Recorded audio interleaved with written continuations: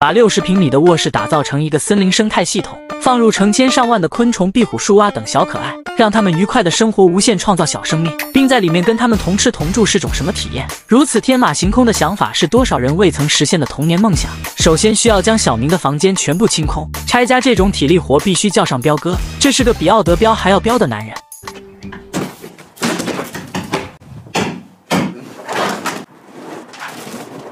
不到半小时，房间已经恢复了出厂设置。随后在地板上铺上一层防水膜，既可以保护地板不被湿气侵入，又能让小可爱们无处可逃。接下来将新鲜的苔藓固定到预制板上，有了工具人的帮忙，这效率就是高。他们需要把房间里的空白全部填满，就像在玩一个巨大的拼图。We've got to keep a rainforest visual on for this entire video. 地板则需要先覆盖一层湿土，让苔藓自由生长，并随时监测房间内的温度和湿度。经过1个上午的努力，这房间终于被他们布置成这绿得发慌的模样。为了更贴近自然，他还特地打造了个小土坡。现在这里还是一片死寂，一个完整的生态系统怎么少得了西瓜虫的身影？一次性安排个5000只应该不过分吧？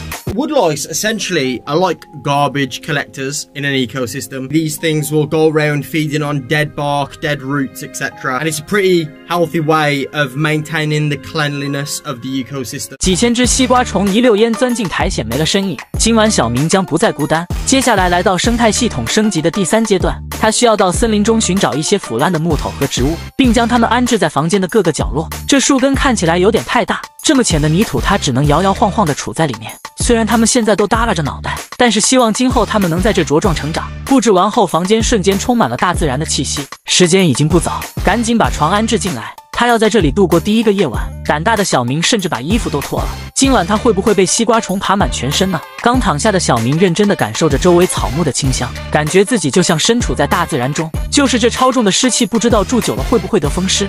趁着小明睡觉的功夫，告诉大家个好消息：如果过年前你想买车的话，那你买车前一定要先下个懂车帝，查好底价再去买车。我买车的时候拿着底价去买的，直接便宜了几万。现在登录懂车帝，输入城市跟车型，立马就能查询到当地真实的成交底价。而且在懂车帝，你还能看到不同车主的用车心得、汽车文化研究、买车、选车、玩车都特别实用。想买车的兄弟，快点左下角下载吧！没想到一夜好梦的他直接睡到了早上8点。这一夜并没有想象的那么糟糕，他和西瓜虫们和平相处，井水不犯河水。今天他将开始第5阶段的升级，打造一个迷你小池塘，这样就可以引进一些水生动物了。先在角落扒开一个小坑，放入刚买的洗澡盆，再将周围的泥土和苔藓回填。在加湿器的加持下，小池塘竟然有了瑶池的既视感。是时候给西瓜虫安排些邻居了。于是几百只蟋蟀和蝗虫空降到这里，它们可以分解有机物，改善土壤的结构，让土壤更肥沃，从而促进植物的生长。它们很快就适应了这里的环境，还跑到小池塘悠哉悠哉地游荡起来。